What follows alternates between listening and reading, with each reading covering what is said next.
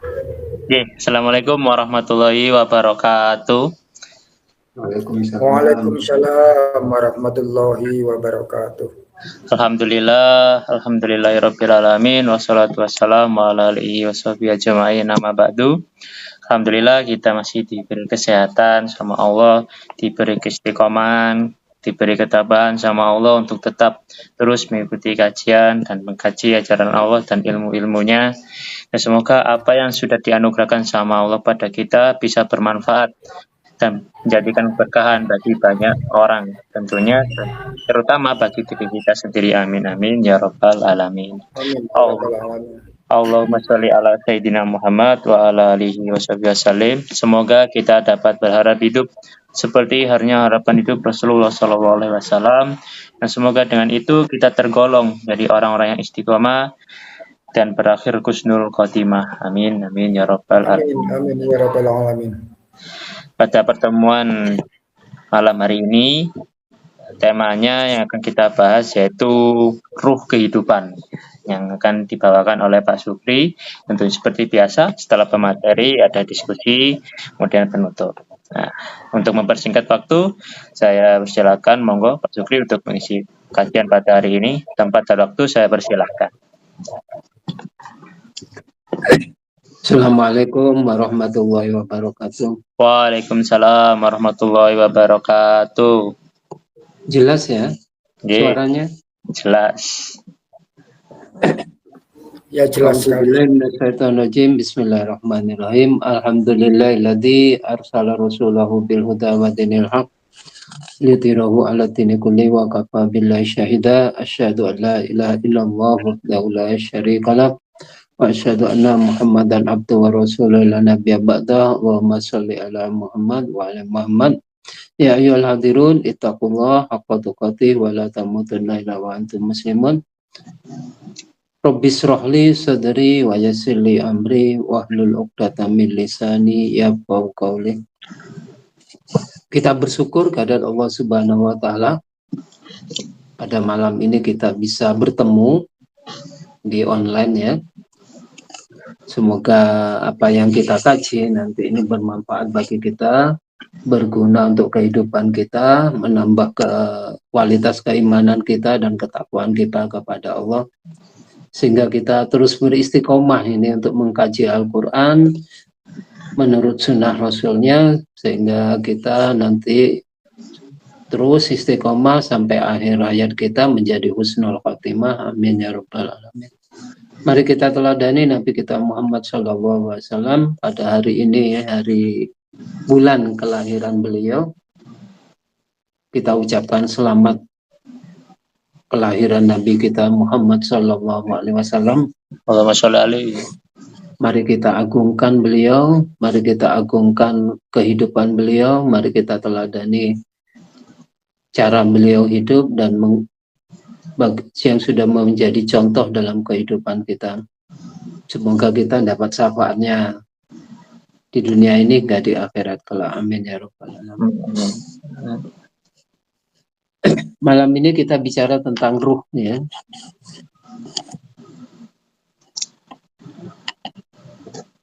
Ruh yang menjadi kehidupan kita ya. Yang pertama, secara garis besar, manusia itu terdiri dari makhluk dualisme ya, antara jasmani dan rohani ya. Itu dualisme, istilahnya dualisme. Ada juga yang mengatakan manusia itu adalah makhluk rohani yang dibungkus dengan jasmani.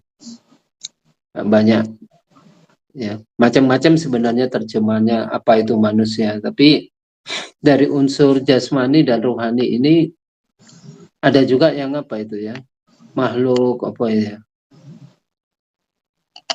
macam-macam lah. Ada yang pertama, dari jasmaninya itu manusia itu dibuat dari unsur saripati tanah ya. Ya, saripati tanah itu kalau secara kimia itu kan terbuat dari karbon, oksigen, nitrogen, hidrogen, verum dan sebagainya ya, sehingga nanti menjadi protein. Nah, protein inilah yang akhirnya menjadi sperma dan sel ovum dan nanti bertemu akhirnya menjadi calon manusia kita ini ya. Dan protein inilah yang membangun apa itu sel-sel tubuh kita, tulang kita, otot kita, kulit kita, dan juga memelihara jaringan tubuh. Nah, ini kalau secara jasmani. Jasmani ini gunanya untuk apa? Itu kendaraan ya, kendaraan kita. Ya. Sarana aktivitas hidup manusia ya pakai jasmani. Artinya kalau kita melaksanakan syariat-syariat Allah itu ya pakai jasmani. Atau kalau komputernya itu hardware-nya ya. Hardware-nya. Jadi jasmani ini kendaraan kita. Ya. Apakah begitu nanti apakah jasmani itu kekal? Kita tahu hukum materi ya. Hukum materi itu sebenarnya kekal. Jadi materi itu bisa berubah menjadi energi, energi juga bisa berubah menjadi materi. Seperti itu apa? Pohon itu ya. Pohon itu energinya dapat dari matahari, kemudian karena energi itu zat-zat kimia itu dirubah menjadi buah, buah itu dimakan oleh manusia menjadi energi bagi manusia untuk hidup. Jadi materi berubah jadi energi, energi nanti berubah menjadi materi. Jadi sebenarnya kekal. Apakah nanti besok di akhirat itu ruhnya saja yang dibangkitkan? Tidak, dengan jasmaninya. Jadi jasmani dan rohaninya akan dibangkitkan oleh Allah nanti di akhirat. Itu untuk jasmani. Yang kedua, unsur rohaninya.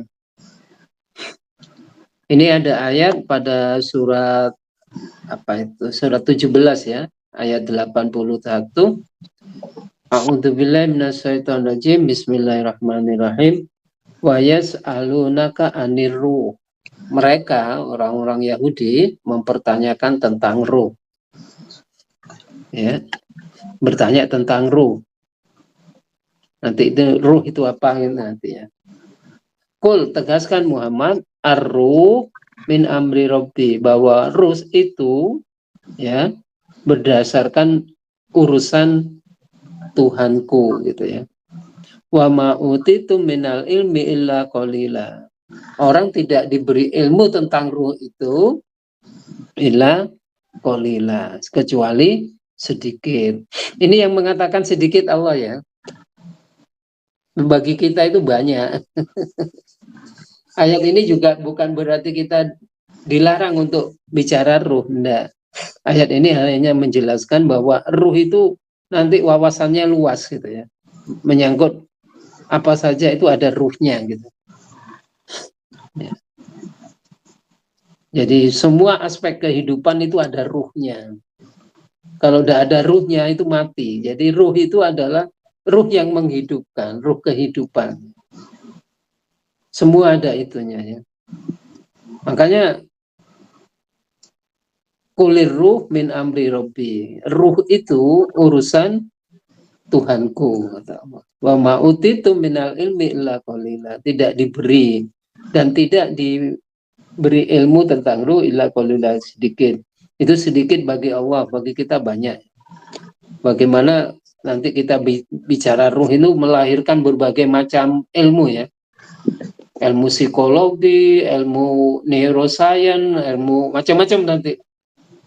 Ya, orang-orang yang bicara tentang ruh itu banyak nanti ya, melahirkan berbagai ilmu ya.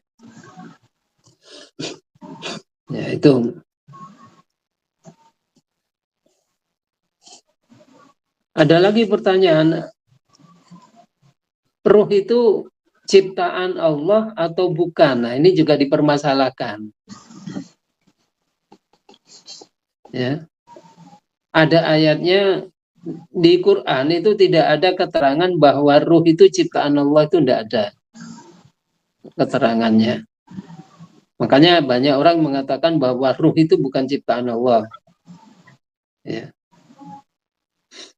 Tapi ada juga yang mengatakan selain Allah itu ya ciptaan Allah gitu ya. Makanya akhirnya ruh itu ciptaan Allah. Yang mengatakan begitu pada ulama beda pendapat. Kita lihat ayatnya ya, pada surat 15:29 itu, A'udzubillahi minasyaitonirrajim.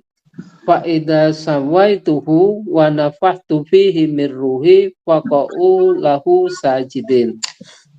Ya, maka ketika pertumbuhan tubuh, pertumbuhan jasmaninya itu sudah memenuhi standar ya, yaitu pada nanti 4 bulan ya. Pada usia 4 bulan bayi itu sudah terbentuk tubuh manusia. Wa nafakhtu mirruh, maka kami hembuskan, kami tiupkan ke dalamnya ruhku. Nah, ini yang dimasalahkan ya, ditiupkan ke dalamnya ruhku. Di sini ada kata wa nafakhtu, aku tiupkan, mirruhi, dari sebagian ruhku. Nah, ini sebagian ruhku, di sini ada. Jadi ruh itu katanya sebagian dari ruh Allah gitu. Dimaksud ruh Allah itu, nah ini yang sulit. Ruh ciptaan Allah atau apa ya, nanti kalau dalam ilmu apa tasawuf itu berbagai macam perumpamaannya itu ya, tapi saya lebih cenderung selain Allah itu semuanya ciptaan Allah. Saya cenderung berpendapat ya. Waqa'u lahu sajidin, maka ya bersujudlah ya. Ini perbedaan pendapat tidak bisa kita. Tetapi yang jelas ruh itu memang ditiupkan oleh Allah. Ya. Ditiupkan oleh Allah pada waktu kita berumur sekitar 4 bulan ya. Setelah itu biasanya ditentukan umurnya, ditentukan rezekinya, ditentukan apa? Bahagia dan sengsaranya ditentukan, itu sudah ditentukan semua oleh Allah. Takdirnya itu sudah ditentukan pada waktu masih bayi ya. Tapi itu tidak diberitahu bahwa nanti rezekinya berapa, nggak diberitahu jumlahnya berapa. Nanti kita bicara tentang takdir belakangan. Itu ruh ya.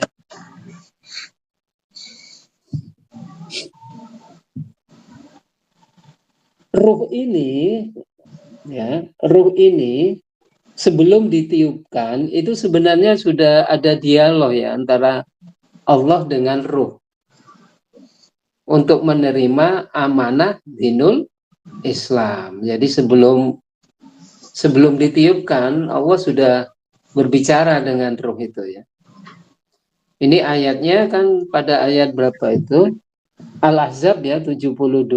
A'udzubillahi minasyaitonirrajim.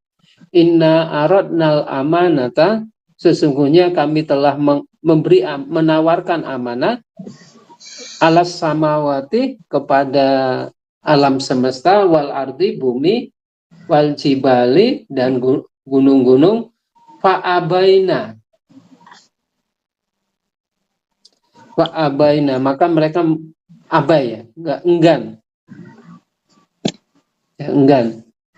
ayah milnaha, untuk menerima amanah itu, wa asfakna minha, karena khawatir tidak mampu melaksanakannya ya, khawatir tidak mampu melaksanakan untuk memikul amanah itu.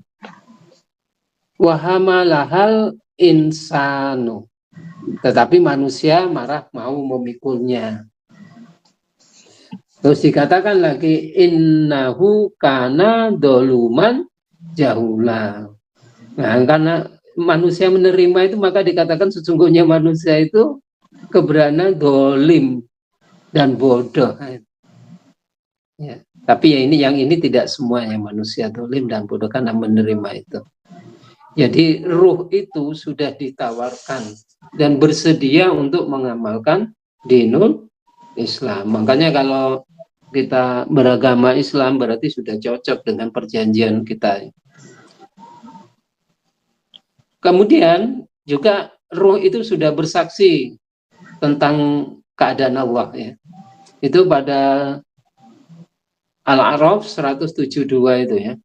Wa id akhadha rabbuka a'udzubillahi minasyaitonir rajim wa id akhadha rabbuka mim bani adama min duhurihim wa dzurriyyatihim wa asyhadu ala anfusihim alastu bi rabbikum qalu bala syahidna. Jadi ruh-ruh dari keturunan Nabi Adam itu dikumpulkan kemudian dipersaksikan oleh Allah. Alastu bi rabbikum, bukankah aku ini Rabb kamu? Maka mereka menjawab, qalu bala syahidna, kami bersaksi. Ya. Jadi ruh kita itu sudah tahu Allah, sudah mau menerima dinul Islam, sudah tahu. Ya. Kemudian ruh-ruh ini satu demi satu dihembuskan ke calon manusia kita.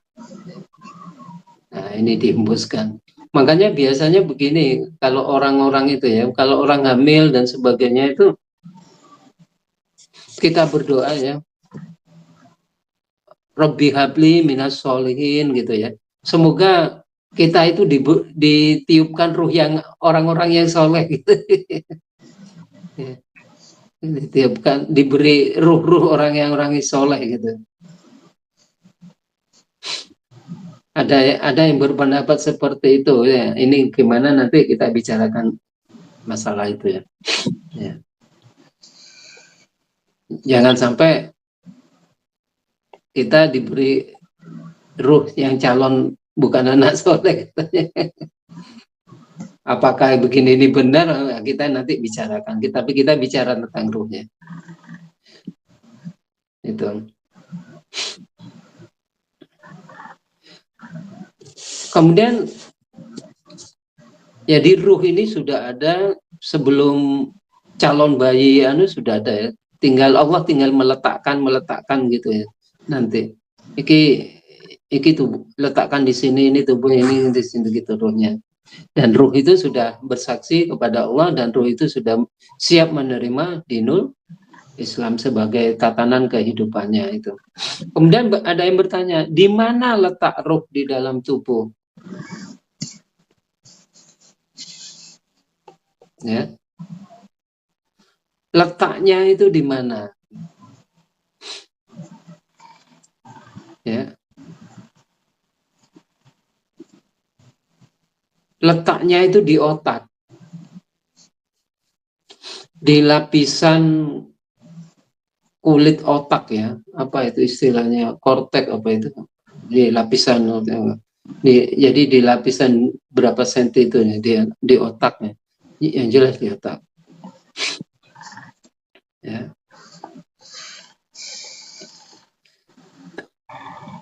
Oleh karena itu,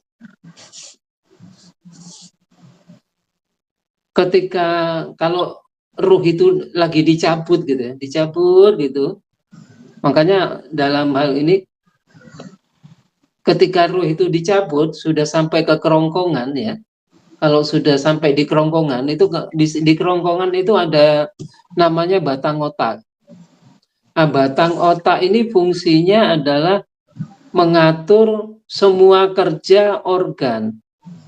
Kalau batang otak ini memutuskan supaya semua organ itu tidak bekerja ya tidak kerja, mati semua. Di batang otak itu.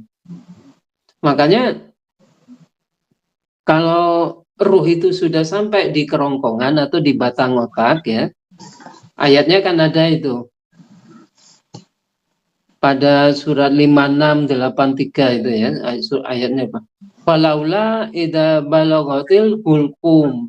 Kalau sudah nyawa itu sampai di kerongkongan, di batang otak, ada juga batang otak ya.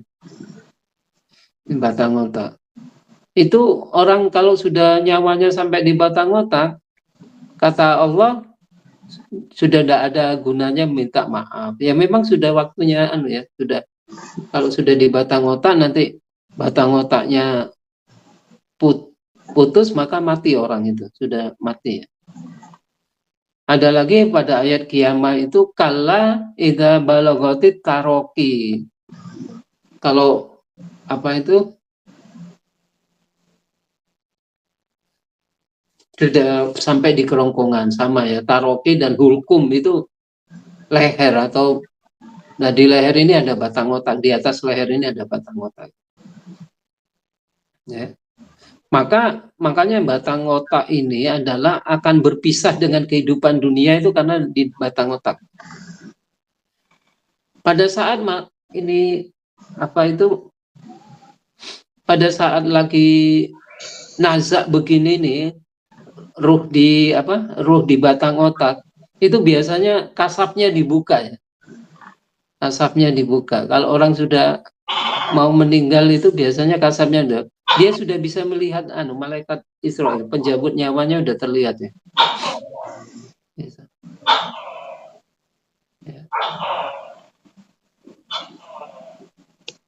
Bisa melihat tubuhnya ruh itu kalau sudah keluar dari manusia.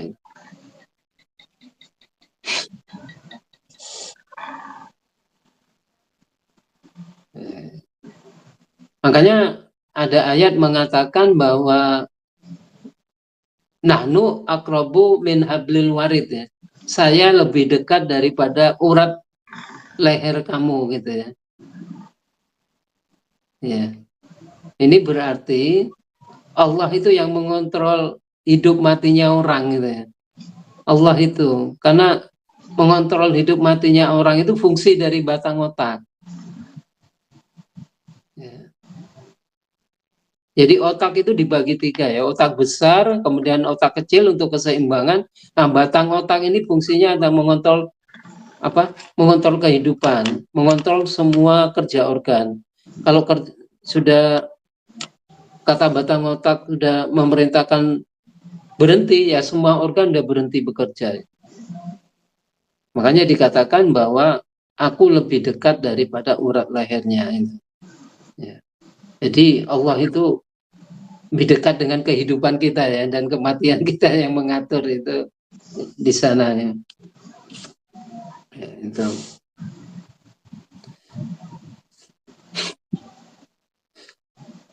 Kemudian apa bentuk ruh dalam tubuh? Ya.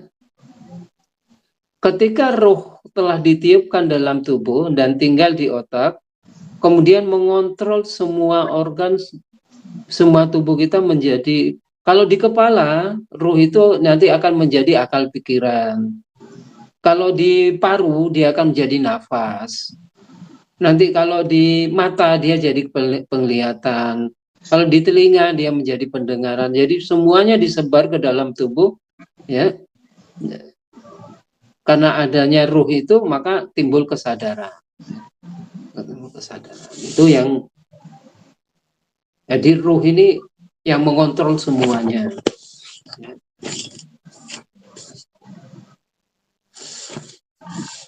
Ruh itu ada 2 ya, ada ruh jasmani, ada ruh biologis dan ruh psikologis. Kalau ruh biologis itu ya, ruh biologis itu adalah ruh yang menggerakkan secara biologis semua organ. Ya. Ruh biologis itu yang menggerakkan, keumpamanya sel bergerak, ya, itu ruh biologis. Kalau ruh psikologis itu yang membangun kesadaran, kemampuan berpikir dan sebagainya, kemampuan merasakan kehadiran Allah dan sebagainya, itu ruh psikologis itu. Ya. Makanya ada ayat di dalam Al-Quran itu surat Az-Zumar 42, A'udzubillahi minasyaitonirrajim. Allah yatawaffal anfusa hina mautiha. Allah itu memegang ya, atau mencabut ya, mewafatkan istilahnya. Ya. Anfusa hina mautiha, ketika mati. Wallati lam tamut fi manamiha, dan orang yang tidak mati tapi dalam tidurnya. Fayumsikul lati qada 'alaihal mauta wa yursila ukhra. Ya, kemudian menahan orang yang mati, kemudian melepaskan orang yang bangun orang mati sampai waktu ajalnya dan melepaskan yang lain ya. Inna fi dzalika laayatin liqaumin yatafakkarun. Yang demikian itu jadi bukti bagi orang-orang yang mau berpikir. Jadi pada waktu kita tidur itu ruh psikologisnya ditahan oleh Allah. Tetapi ruh biologisnya tetap jalan untuk mengatur semua kerja organnya. Nah, kalau bangun, ruh psikologisnya dikembalikan oleh Allah. Jadi ada ruh psikologis, ada ruh biologis ya.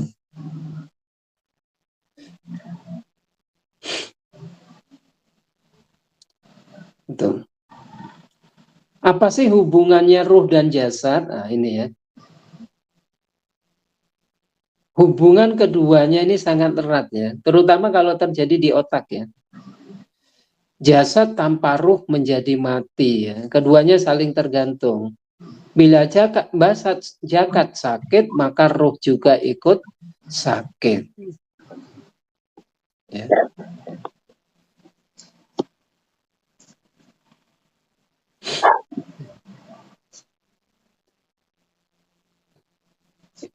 Lihat hadis Nabi itu ya.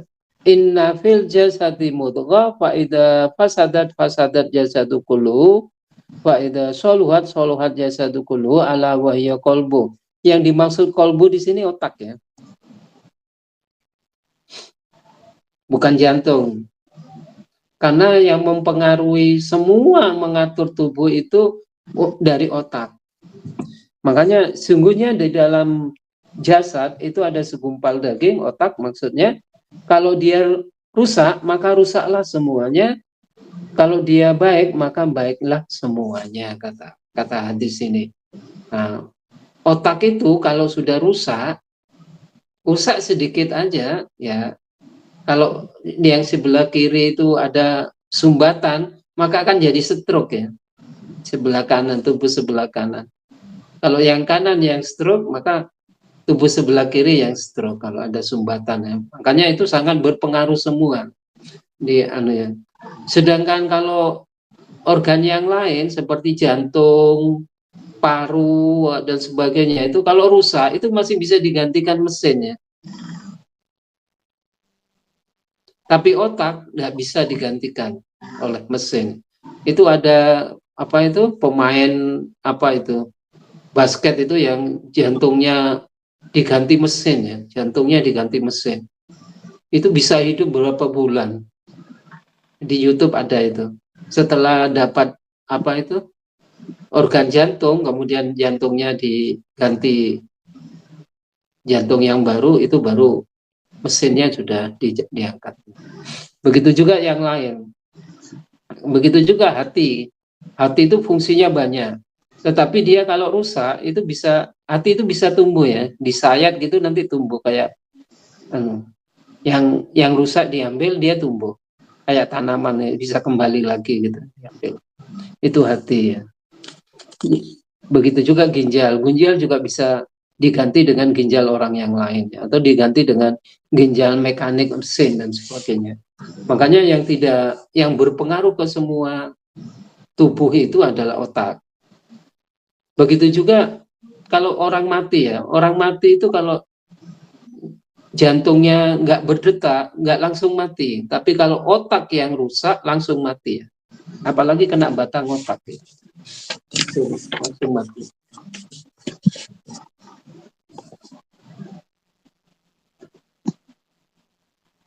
Nah, itu. Kemudian kita itu bentuknya ruh itu kayak nafas ya. Nafas itu yang kelihatan bentuknya ruh ya.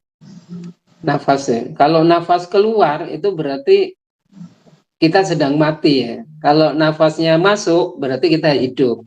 Jadi sebenarnya kita itu begitu nafas kita keluar kita orang mati. Kalau kita menghirup nafas kita hidup lagi. Makanya orang yang meninggal disebut mengeluarkan nafas yang terakhir gitu. Ya. Ya. Ada lagi hadis qudsi ya, mengatakan bahwa hati itu adalah baitullah. Berarti rumah Allah itu ada di otak, ada di kesadaran kita. Ya. Ada di pola pikir kita. Ya. Ada di otak. Makanya bahkan Allah mengatakan dalam Al-Quran dikatakan itu, ada hadis ya mengatakan innallaha la yanduru ila ajsamakum wala ila suwarikum walakin yanduru ila qulubikum. Allah itu tidak melihat jasad kita, tubuh kita ya, atau bentuk rupa kita, tetapi melihat qulubikum, hati. Nah, melihat otaknya, niatnya. Ya, niatnya ikhlas enggak apa enggak gitu ya. Pola pikirnya baik atau tidak gitu ya. Itu dari otaknya gitu. Ya.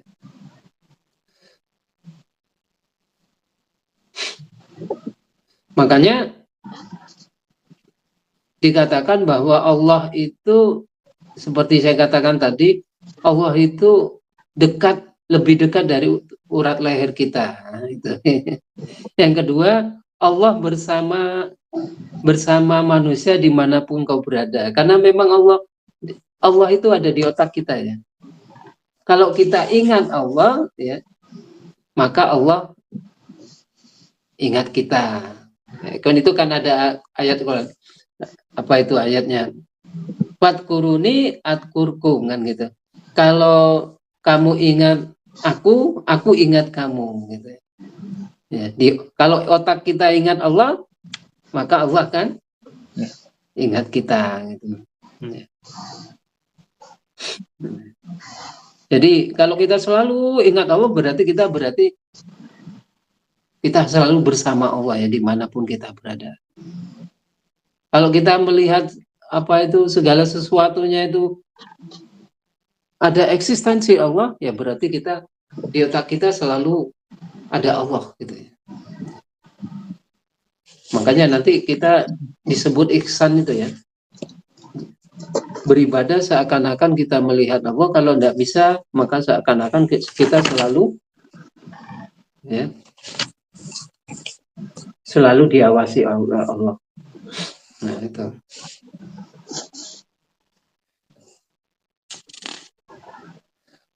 Terus kemana jasad dan ruh kembali? Ya, inna lillahi wa inna ilaihi raji'un. Sesungguhnya menurut ajaran Allah semua itu kembali, merujuk ya. Inna ila rabbika ruju'a. Sesungguhnya menurut ajaran Tuhanmu ruju'a, kembali, semuanya kembali. Ya.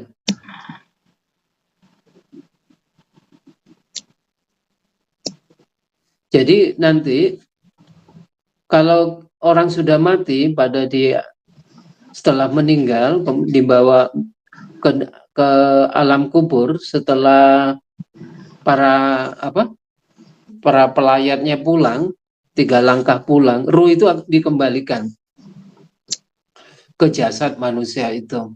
Kemudian datanglah malaikat mungkar nakir, kemudian ditanya itu ya, marrabbuka, ma imamuka, man nabiyuka, ma kiblatuka, ya, ma ikhwanuka dan sebagainya. Itu ditanya seperti itu. Maka mereka yang beriman mesti bisa jawab, Allahu Rabbi, Quran imami, Muhammad abdu wa rasuluh, ya, dan sebagainya, itu bisa menjawab. Itu kalau mereka yang pernah Kemudian seperti yang tadi, apakah di akhirat yang dibangkitnya ruhnya saja atau jasadnya? Keduanya ya, jasad juga kekal, ruhnya juga kekal. Sehingga nanti yang dibangkitkan oleh Allah itu ya jasad, ya rohnya. Makanya nanti di akhirat jasad ini akan menjadi saksi bagi kita, ya, dalam surat Yasin itu, ya, mulut kita ditutup tapi tangan dan kaki kita bicara menjadi saksi apa yang telah diamalkan kita, ya. Nah, itu.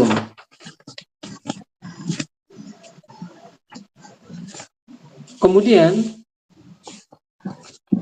ruh itu perlu ilmu, ya. Makanan ruh itu adalah ilmu.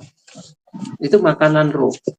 Kalau jasad perlu makanan gizi, tapi kalau ruh makanannya ilmu. Gitu. Makanya perlu eluh itu ada di kepala kita, sehingga kepala kita itu perlu dimasuki ilmu terus, gitu. Agar supaya apa? Supaya ruh kita menjadi tenang, karena terus disajikan hal-hal yang bergizi, apalagi ilmu Al-Quran, sehingga ya. Jadi ruh kita itu akan tenang. Ruh yang ada di otak kita, satu, kalau kita sering ngaji. Yang kedua, kalau kita sering dzikir kepada Allah. Kalau kita beribadah kepada Allah, seakan-akan kita bertemu dengan Allah, itu maka ruh kita akan tenang, ya. Ya, itu. Nah, itu. Makanya kadang-kadang ilmu itu disebut ruh kehidupan. Dan Al-Quran itu adalah ilmu. Makanya Al-Quran itu adalah ruh kehidupan. Ilmu itu juga ruh kehidupan. Makanya mari kita terus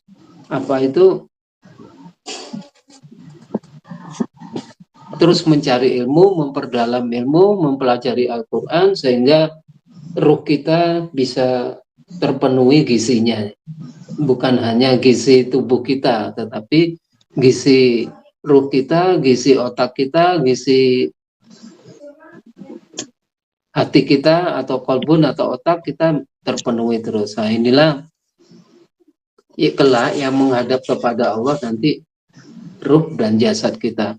Nah, ya, sehingga kita nanti kita akan bertemu dengan Allah. Kalau bisa itu kita di dunia ini melatih diri untuk bertemu dengan Allah, seakan-akan bertemu dengan Allah, ya. Walaupun tidak bisa dihayalkan, memang tidak, karena Allah tidak bisa dihayalkan. Tapi waktu kita sholat, waktu kita baca Quran, seakan-akan kita berdialog dengan Allah, sehingga nanti di akhirat kita sudah terbiasa, ya, berdialog dengan Allah. Ya, itu. Dan nikmat yang paling besar itu adalah kalau kita merasa bertemu dengan Allah. Inilah yang mungkin yang dapat saya sampaikan. Semoga ini bermanfaat bagi kita semua. Kurang lebihnya saya mohon maaf. Assalamualaikum warahmatullahi wabarakatuh. Waalaikumsalam warahmatullahi wabarakatuh. Terima kasih Pak Sufi atas apa yang sudah disampaikan pada tema pertemuan hari ini. Jadi tadi sudah jelaskan, ya, apa itu roh, kemudian bagaimana sangkut-sangkutannya, dan macam-macam, dan beberapa hal tentang roh. Tentunya kalau kita bahas roh, tidak perlu dari ayat ya wa yasalu naka aniru kulir ruhu min amri robbi. Nah, ini ada yang memang menanyakan ruh itu apa sih sebenarnya, bagaimana ruh, apa itu ruh. Nah, kemudian dijawab, tegaskan bahwa ruh itu ya masih di sekeliling Rob, ya, berarti Allah yang itu kan. Tapi bukan berarti tidak boleh dipelajari, tapi memang Allah kasih itu tadi sedikit bagi Allah, tapi bagi kita ya tentunya sangat banyak sekali. Nah, ini ruh itu. Nah, dari ruh sendiri saya ada beberapa yang kemudian setelah saya baca kemudian saya lihat lagi, saya mengutip dari beberapa orang yang menjelaskan tentang macam-macam ruh, ya. Nah, ini yang pertama, ruhnya itu ada 9, ya, macam-macam ruh. Ada 9 ruh. Pertama yaitu ada nama-namanya juga, yaitu yang sudah dijelaskan di sini. Ruh itu ada ruh pertama, ruh idofi. Ruh yang mengatur yaitu ruh utama, yaitu sebagai nyawa seseorang. Sehingga dengan adanya ruh itu, orang itu dikatakan hidup ya, dinamakan ruh idofi itu. Yang kedua ada ruh rabani. Nah ini ruh ini yang dikuasai dan diperintah oleh ruh idofi itu, ruh kehidupannya itu, sehingga di situ bila berhasil menjumpai hal tersebut ya, dalam ruh itu kita mempunyai rasa kehendak apa-apa, hati pun terasa tentram, tubuh tak merasakan apa-apa. Nah ini ketika hati tentram, ketika dalam frekuensi yang stabil, itu namanya ruh rabani yang bekerja di dalam itu. Kemudian ada ruh rohani seperti yang dijelaskan tadi. Ini juga dikuasai oleh ruh idofi. Karena adanya ruh rohani, maka manusia memiliki kehendak dua rupa. Dalam artian di sini akan terbedakan beberapa nafsu. Kemudian ada nafsu yang lawama, amarah, supia, mulama, mutmainah. Nah itu nanti kerjanya ruh rohani di dalam tubuh itu. Kemudian yang keempat ada ruh nurani. Ya, ruh ini dibawa pengaruh roh-roh idofi, ada pengaruhnya, sehingga ruh ini mempunyai pembawa sifat terang. Jadi ketika ada penerangan dan lain sebagainya dalam artian ketika nafsu yang pas itu bekerja, itu bagian ruh nurani yang kerjanya, jadi bagian sini ya yang kerja. Kemudian ada ruh kudus, ya ruh yang dibawa kekuasaan ruh idofi juga. Ruh ini mempengaruhi orang bersangkutan atau memberi pertolongan kepada sesama manusia.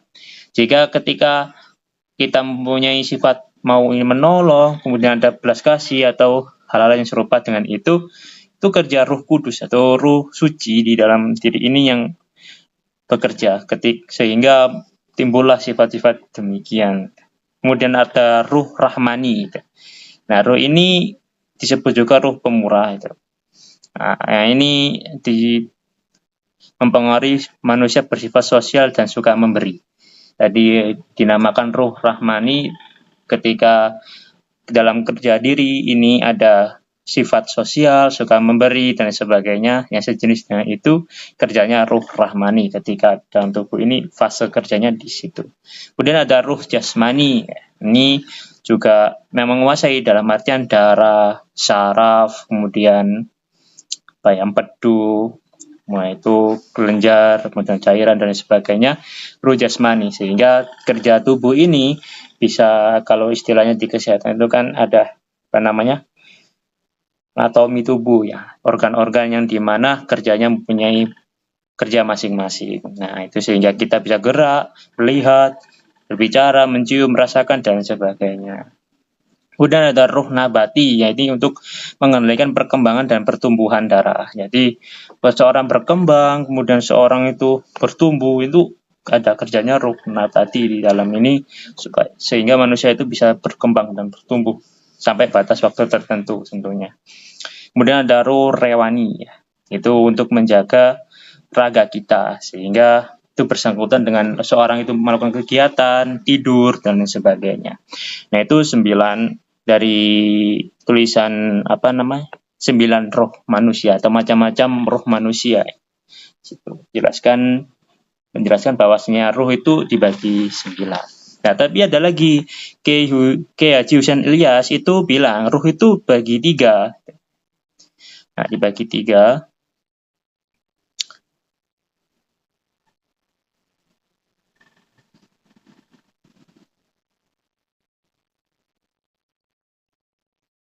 Nah, ini.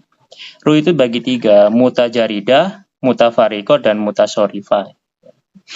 Jadi mutajarida itu orang yang masih hidup bisa berkomunikasi dan berhubungan dengan orang yang sudah meninggal secara lengkap. Entah ini gimana ini ruhnya bisa berjalan ini mungkin nanti ada penjelasan secara lanjutnya karena memang ini untuk pendalamannya masih kurang sebenarnya. Cuman secara jenisnya aja yang mungkin saya ungkapkan di sini. Kemudian ada ruh mutafarikoh ya. Jadi orang yang masih hidup bisa berbicara dan berkomunikasi dengan janin bayi di dalam kandungan. Nah, ini sering saya jumpai pada saat berkomunikasi dengan orang-orang tentunya pasien dan beberapa teman-teman kesehatan. Ini memang pada saat seseorang hamil, ibu hamil, itu dikatakan pada saya bahwasanya iya, kalau orang hamil memang harus sering-sering bicara sama anaknya. Dan anaknya itu harus kita memang beri apa ya, yang dimana supaya anak ini harapan kita itu jadi anak yang soleh-solihah. Nah itu. Dan maka dari itu kenapa kok orang terutama ibu itu harus sering membacakan ayat-ayat suci Al-Quran pada saat anak itu berada di kandungan seorang ibu. Dan bapaknya itu juga harus ikut andil. Dan itu malah bagus. Kenapa? Dan selalu setiap malam itu bapak selalu ngelus-ngelus dan bicara pada janinnya. Itu tugas role mutafarikoh itu. Di dalam sehingga anak janin itu mendengarkan orang tua untuk berkomunikasi sehingga terjalinlah atau hal itu bisa membuat anak itu keluar itu insya Allah ya jadi anak yang seperti yang kita harapkan. Nah, ya, itu. Jadi tugas role mutafarikoh. Kurang lebihnya kalau dilihat dari kesehatan dan orang-orang yang bilang pada saat komunikasi. Jadi kemudian ada rumutasorifah, itu orang yang masih hidup bisa berinteraksi langsung dengan orang yang juga masih hidup walaupun jaraknya sejauh apapun. Nah ini jaraknya jauh, kalau sekarang mungkin komunikasi segini kan mutasorifah itu karena lewat online dan sebagainya karena kita tidak berdekatan jauh. Atau bisa kita katakan ini itu telepati. Nah, itu yang memang agak sulit untuk menjabarkan dan menspesialisasikannya. Jadi telepati itu kayak apa ya? Jadi ribet juga untuk perlu pengajian lebih dalam lagi. Nah, itu kurang lebih tentang beberapa lo yang saya kutip dari karya tulis beberapa orang itu tadi. Sehingga memang ruh itu modelnya banyak, modelnya luar biasa, dan kerjanya di dalam tubuh itu punya kerja masing-masing. Kayak halnya organ tubuh jantung punya kerjanya yaitu pompa darah, mengalirkan darah, paru-paru untuk oksigen, ginjal untuk menyaring darah, liver untuk pengeluaran racun, dan empedu lambung untuk pencernaan, usus untuk membekukan. Nah itu punya kerjanya masing-masing. Dan juga roh dibagi halnya seperti halnya organ itu punya juga kerja masing-masing yang dimana mungkin tidak nampak seperti halnya jelasnya kayak kita mata itu nampak mata. Cuman kalau roh yang bagian mata itu seperti apa? Nah itu yang memang ya dikaji dengan ilmuwan. Nah, ini monggo Pak Hadi, bagaimana yang bisa ditanggapi tentang apa yang dijelaskan Pak Sukri tadi?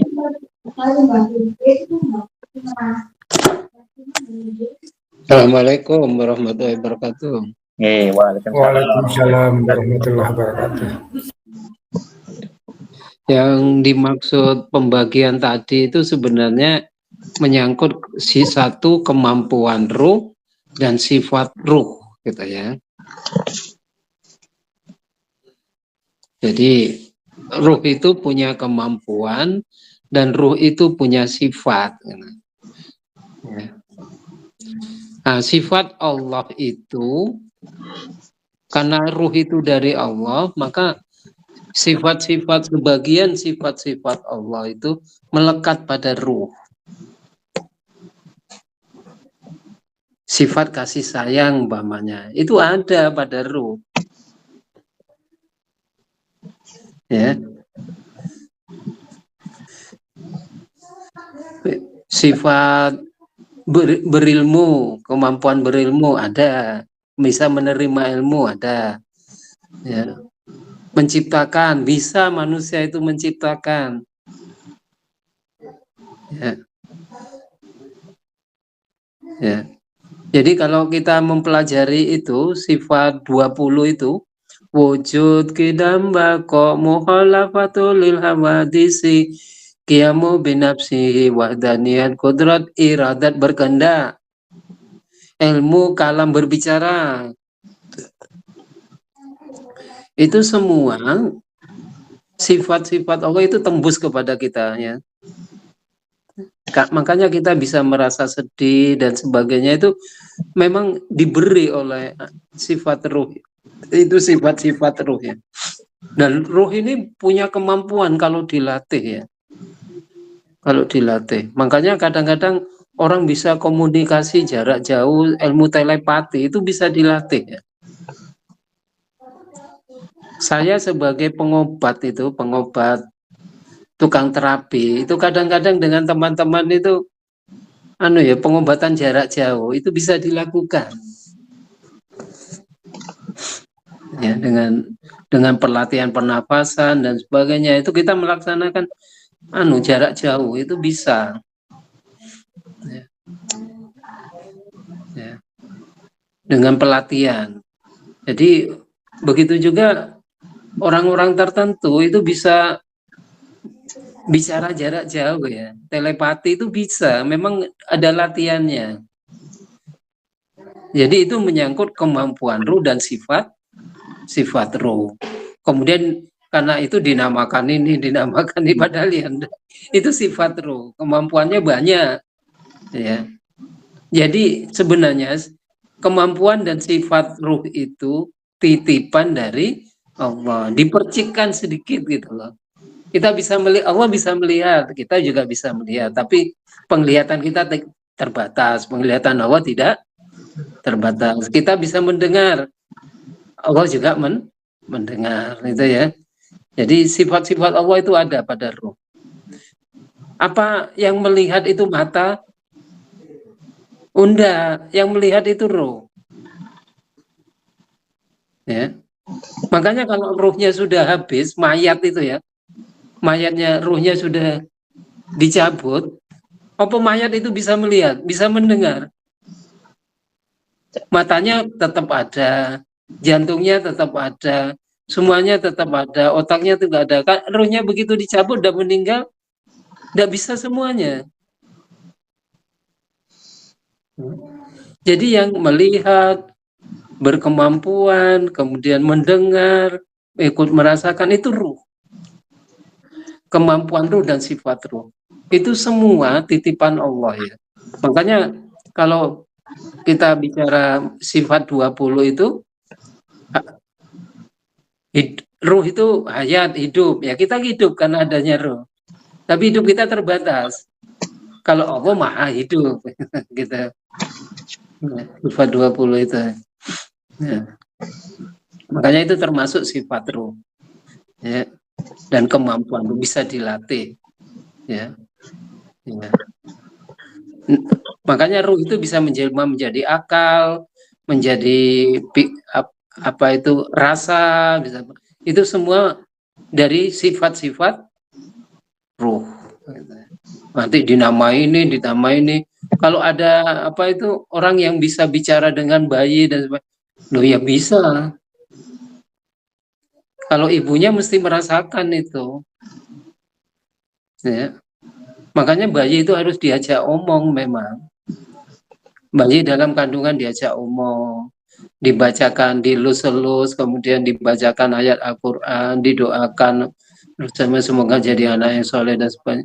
Makanya kalau ibu sudah hamil itu supaya anaknya pinter, ibunya itu berlatih matematika dan sering baca Quran, sering baca buku, supaya anaknya besok pintar. Nah ibu-ibu saiki laga. Kebanyakan ibu-ibu saiki nek wis meteng terus males-malesan. Terus delok sinetron. Ya tentu aja anaknya seneng sinetron. Ngono kok nek anaknya seneng sinetron terus diseneni, salah ibu sih. Kenakalan anak itu faktor orang tua. Ya. Ojo nyalakno teman-teman ya. Ya. Gitu. Apa meneh kalau nanti dihubungan kalau ayo kenapa kok anak nakal? Terus waktu gaene opo umpama diprotes itu kan yo fatal. Pak, biyen waktu gaya aku iku buduk ke. Kalau waktu bergaul dengan istri kemudian dalam keadaan marah, kemudian terjadi pembuahan, yo anake tukang marah sih.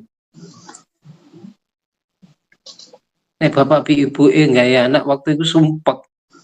Terus jadi anak, yo anaknya sumpek terus sih. Makanya kata Nabi itu harus butuh, harus bersih dulu, tenang dan sebagainya. Supaya apa? Anaknya berkualitas. Ya. Itu.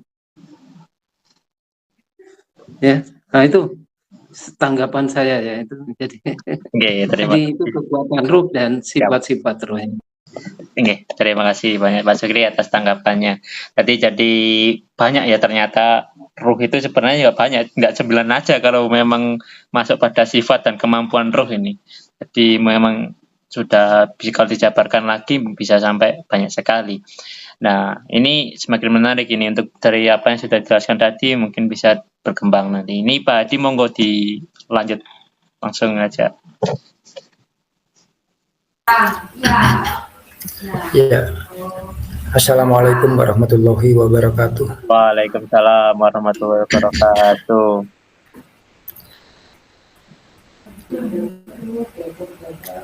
Allah berfirman ya dalam surat Al-Isra ya sebenarnya ayat 85 itu. Dan mereka bertanya kepada Abu Muhammad tentang ruh. Katakanlah ruh itu termasuk urusan Tuhanku. Sedangkan kamu diberi pengetahuan hanya sedikit. Nah, ukuran kita itu sudah banyak. Kalau Allah mengatakan sedikit, ya kita bisa juga sangat banyak. Ya.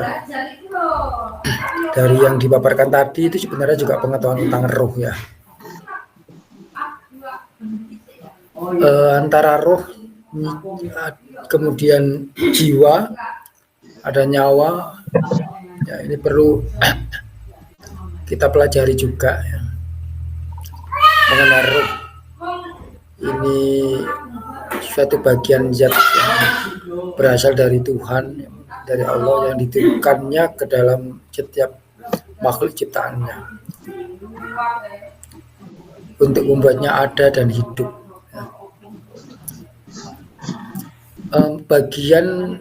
Bagian ini apa memang dari Tuhan, bagian dari Tuhan, atau memang sengaja diciptakan Tuhan roh ini untuk makhluknya ya.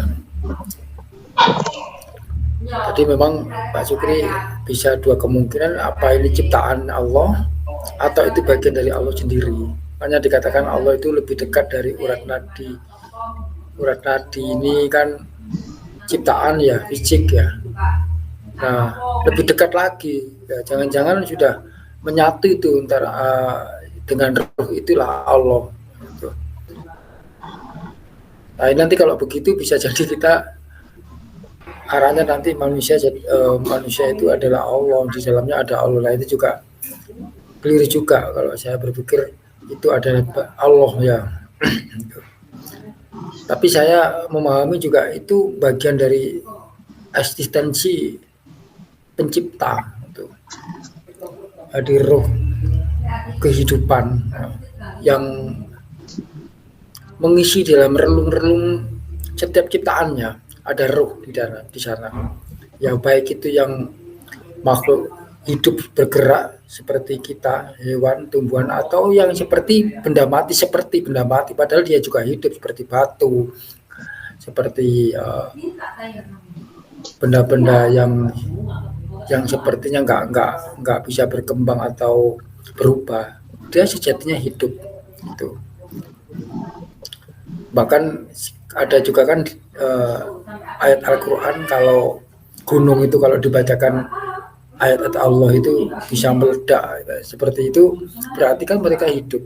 Bahkan gunung itu pun bisa berubah, bergeser gitu. Atau seperti bisa meletus, nah itu kan juga. Jadi sejatinya semua benda yang ada di alam semesta ini semuanya hidup dengan rohnya Allah. Contohnya misalkan ibarat kita meniup balon ya, itu ruh itu ya, maka kita meniupkan bagian udara ya dalam paru-paru ini ke dalam balon tersebut ya. Jadi disitulah akhirnya balon itu bisa berkembang gitu, dengan adanya tiupan tadi itu yang disebutkan dalam surat Syad tadi ayat 72 ya. Fa idza sawaituhu wa nafakhtu fihi min ruhi. Faqaulahu sajidin, maka apabila telah ku sempurnakan kejadiannya dan kutiupkan kepadanya ruku. Ruhnya itu ruhku, ini berarti kan Allah punya ruh, bagian dari ruh. Apa begitu? Apa ruhnya itu diciptakan oleh Allah sehingga dia bisa meniupkan ruhnya kepada hambanya. Kemudian di ayat lain Allah juga menjelaskan bagaimana Allah membangkitkan manusia dan seluruh alam semesta, planet, ada bintang, galaksi dengan cara meniupkan kembali rohnya dalam mereka. Dalam surat An-Naziat itu diartikan ya. Di situ tidak ada kata-kata roh, tapi diterjemahnya ada roh ya. Mulai dari surat 7 ya, ayat surat 6, yauma tarjufur rojifah ya. Ya artinya sih yauma hari, tarjufu bergoncang, ar-rojifah goncangan, tapi diartikan dalam kurung sungguh kamu akan dibangkitkan pada hari ketika tiupan pertama mengguncang alam. Tuh. Seperti ini mau membangkitkan kehidupan yang sudah selesai kiamat kan, makanya dibangkitkan lagi. Kemudian ayat berikutnya tatba'u harrotifa. Ini yang mengikuti, yang mengiringi, diiringi oleh tiupan kedua. Ya tiupan sangcakala kan, seperti itu ya. Sampai kemudian ini apakah kita benar-benar akan dikembalikan lagi kepada kehidupan yang semula? Ada pertanyaan seperti itu. Artinya ini dikembalikan kembali dengan tiupan-tiupan yang apa roh, apa tiupan apa ini? Masih tapi istilahnya di sini mau memperlihatkan bahwa Allah dengan meniupan itu membangkitkan ya. Ya. Dari situlah mereka nanti dihidupkan kembali ya. Kalau dari Pak Sukri tadi ya, penjelasannya memang kita nanti dibangkitkan ya dengan mengembalikan roh-roh yang kepada jasad-jasad kita gitu. Nah ini masuk di situ penjelasannya. Nah, jadi ruh itu adalah urusan Allah, rahasia Allah ya. Sehingga dengan demikian maka kita tidak tahu ruh itu seperti apa wujudnya. Maka yang tahu persis hingga detail sekecilnya tentu hakikat roh adalah Allah ya. Kita memang sudah diberi pengetahuan mengenai roh ya, walaupun sedikit, namun pengetahuan itu tidaklah sempurna. Ilmu yang diberikan kepada kita itu memang sedikit.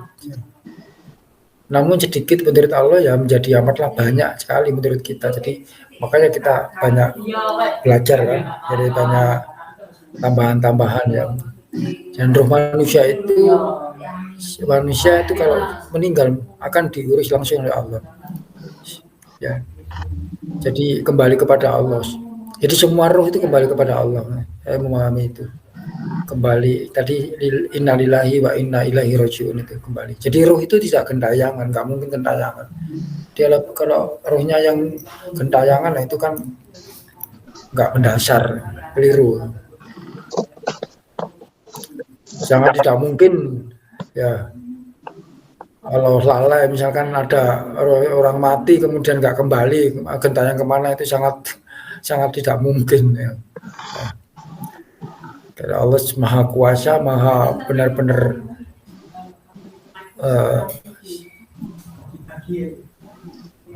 mengerti ya, mengetahui ya, jadi tidak mungkin kecolongan. Nah, kemudian istilah nyawa, ya, ini saya bandingkan dengan roh tadi, nyawa nggak sama.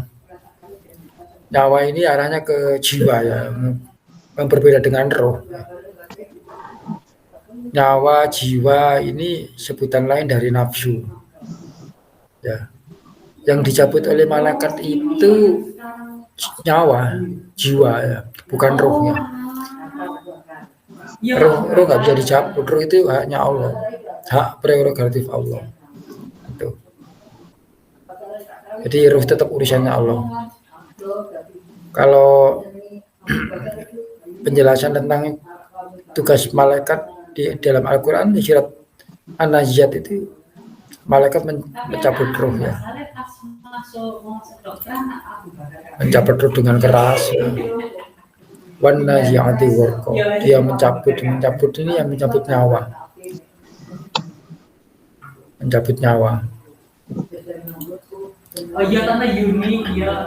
Nah,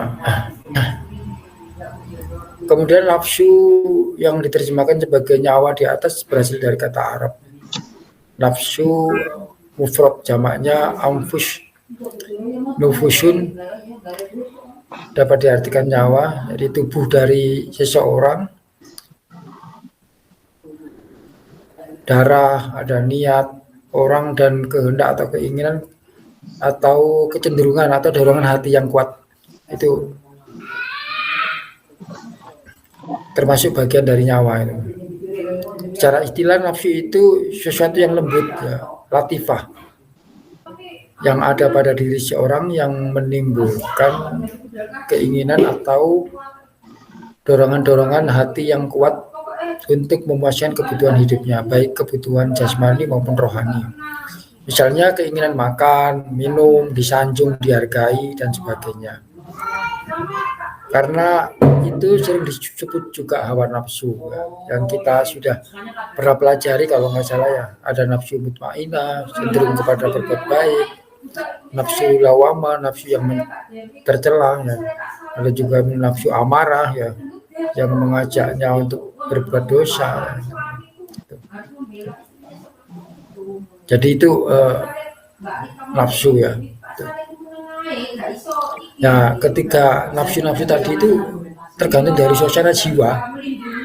Jadi jiwa manusia itu bisa menjadi mutmainah, dalam sekejap dia juga bisa menjadi lawamah. Berusaha cepat juga bisa menjadi amarah, bisyu'i. Jadi itu jiwa, nyawa. Ya. Jadi kita pahami sementara itu dulu ruh berbeda dengan jiwa atau nyawa. Ruh itu sifatnya suci dan banyak membawa sifat-sifat Tuhan.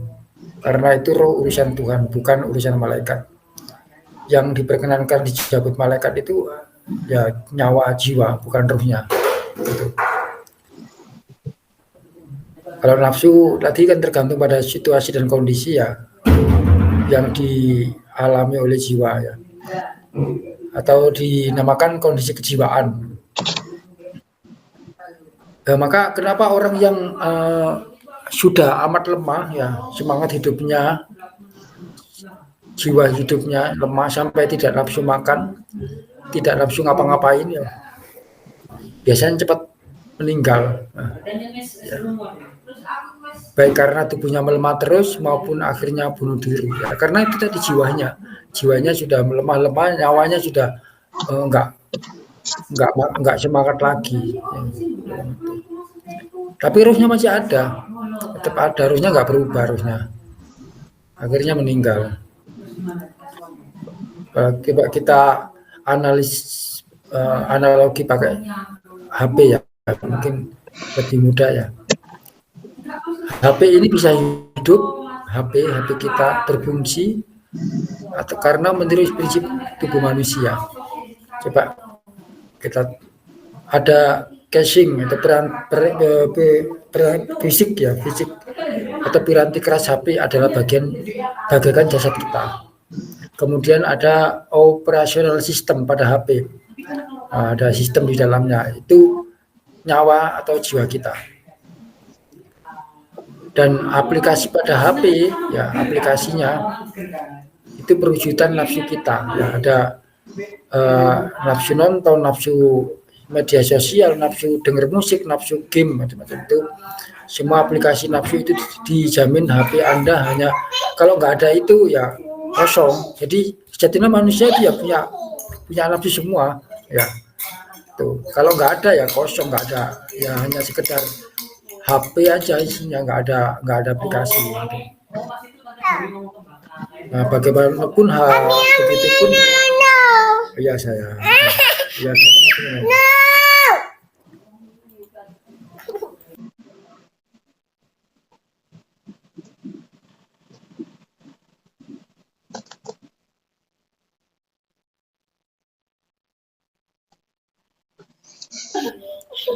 Ya, mungkin itu dulu.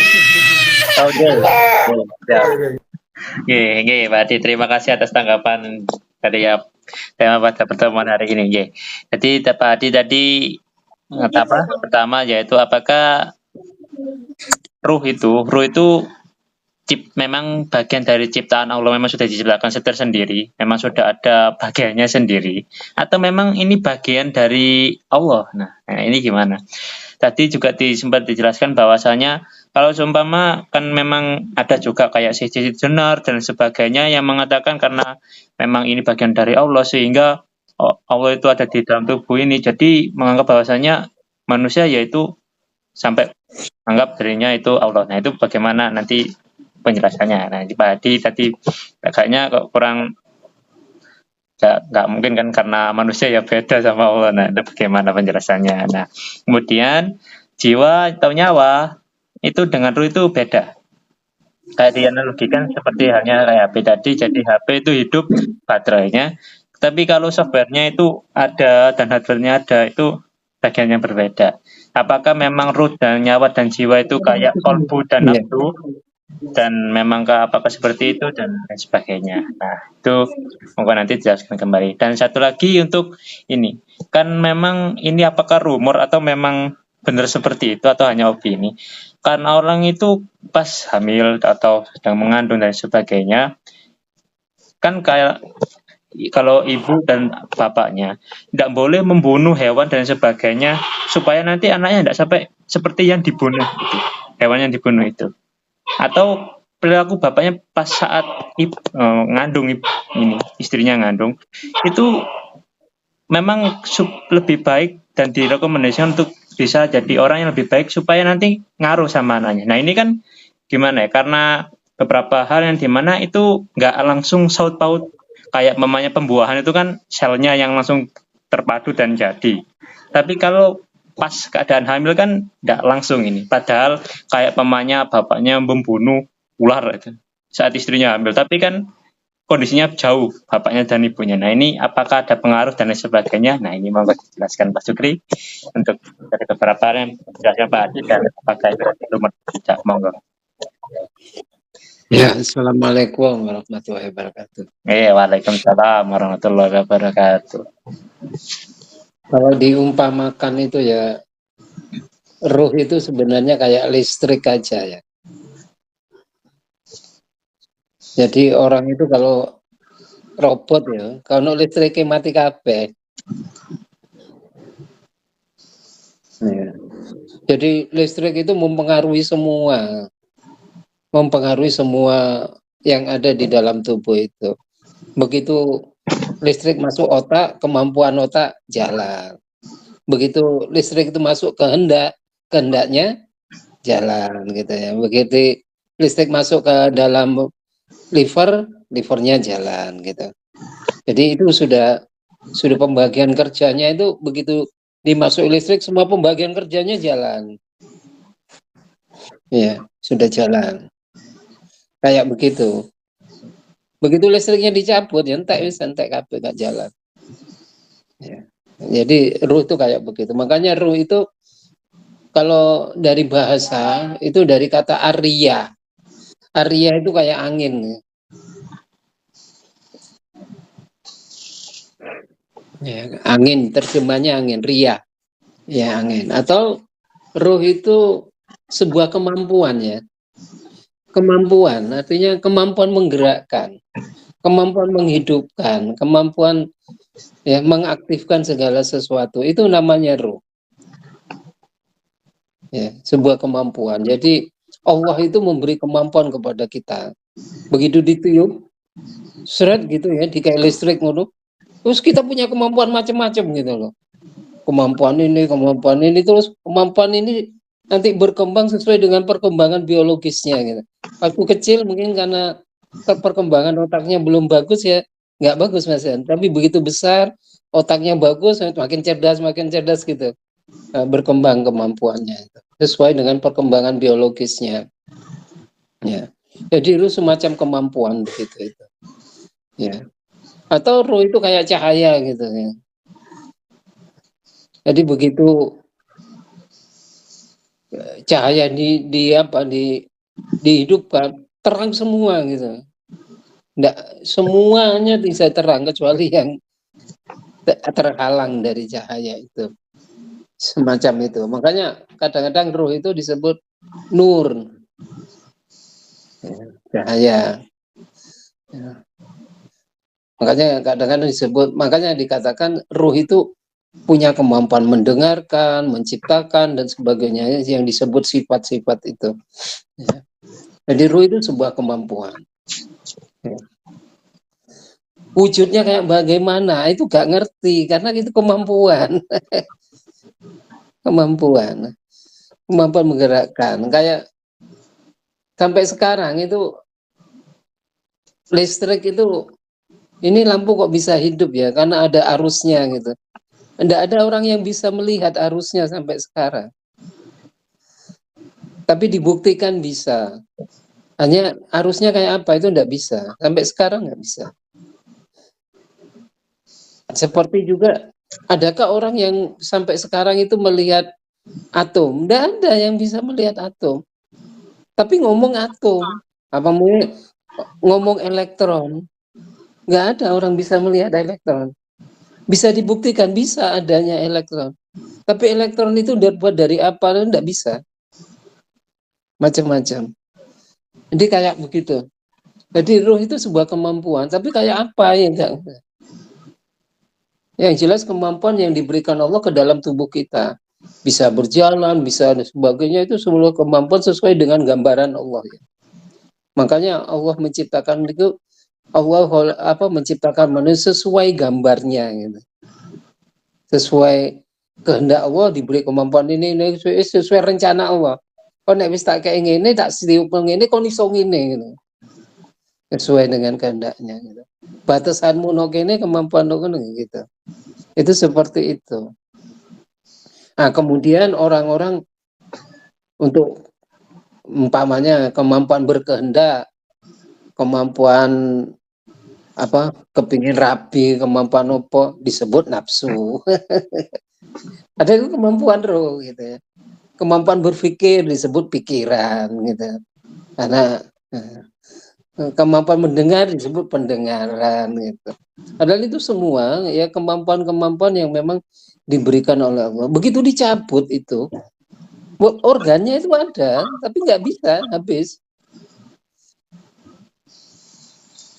Nah, karena memang kemampuan itu dipinjamkan oleh Allah kepada kita. Ya. Begitu mayat itu dicabut ruhnya, hilang semua udah.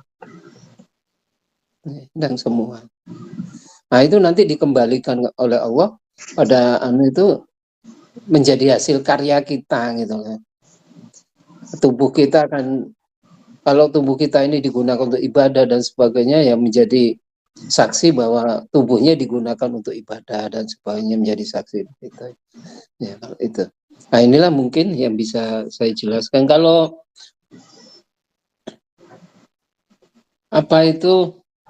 apakah pada itu berpengaruh? Jelas berpengaruh.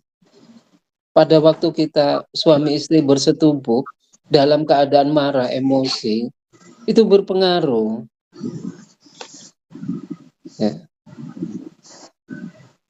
Ya apa sih wong nek terus bersetubuh kemudian emosi lah kesusu ngono ya. Berpengaruh. Berpengaruh. Dadine ya kaya ngono. Ya. Ya. Kemudian apakah pikiran suami tidak berpengaruh kepada calon bayi? Ya sangat berpengaruh. Wong bayi itu tajam pikirannya. Lah bojone memarahi bojo ibu itu. Ya Ibu sedih, bayi ini malah sedih sih. Ya. Makanya kalau orang Yahudi itu ya, kalau sedang hamil, itu ibunya itu belajar matematika, belajar musik, kursus ilmu pengetahuan. Makanya anaknya pintar-pintar. Orang-orang Yahudi itu begitu. Kalau sudah hamil, mulai sudah. Itu kebiasaan orang Yahudi ya. Kalau kita kan enggak. Ibu malah santai misalnya kita. Sehingga kayak memang terus nyetel dangdutan. Memang kan saya kayak pinter dangdutan. Ya. Nah itu sangat berpengaruh. Oh ada penelitiannya kok. Kalau anak itu kepingin pintar bahasa Inggris, ya ibunya sering baca bahasa Inggris. Sering mendengarkan lagu-lagu Inggris. Enggak ada meneh-meneh gede pintar bahasa Inggris. Nah ibu kepingin pintar anaknya jadi ilmuwan, belajar matematika, belajar fisika. Nanti anaknya jadi ahli matematika dan fisika gitu ya. Kepingin pintar baca Quran, ya rajin-rajin baca Quran. Ya, itu sangat berpengaruh. Penelitiannya udah jalan itu. Udah. Bahkan pada waktu masih dalam kandungan itu bisa diajari. Umpamanya belajar matematika ya. Pada waktu dalam kandungan itu bapaknya ngajari 2 tambah 2 4. 2 tambah 2 4 ya. Diperdengarkan di perutnya. Gitu. Itu untuk pelatihannya, sudah ada uji penelitiannya dan berhasil dari 1000 itu ya berhasil. Sekian persen berhasil gitu. Ya, sangat berpengaruh. Ya, itulah yang dapat saya sampaikan, semoga ini jadi jawaban yang jelas ya. Assalamualaikum warahmatullahi wabarakatuh. Waalaikumsalam warahmatullahi wabarakatuh. Terima kasih Pak Zukri atas jawaban dan tanggapan kembali terhadap apa yang sudah ditanyakan tadi. Jadi banyak hal yang sudah, apakah itu masih jadikan rumor atau memang isu atau opini, ternyata memang sudah ada penelitiannya, memang hal itu nyangkut ya. Jadi nggak hanya ibunya aja yang berpengaruh, tapi bapaknya juga berpengaruh nih. Jadi kalau memang sudah dalam kondisi yang memang mengandung dan lain sebagainya, ya supaya sama-sama untuk bisa apa istilahnya ya, mengajari bayinya yang masih dijanin itu. Nah ini karena sudah itu, Pak Adi, apakah ada tanggapan lagi? Cukup ya, saya kira. Iya, Pak Adinya masih cukup ya. Oke, siap. Cukup. Kita akhiri saja. Insya Allah nanti kita akan bertemu pada minggu berikutnya. Nah, kita seperti biasa bacaan Al-Fatihah.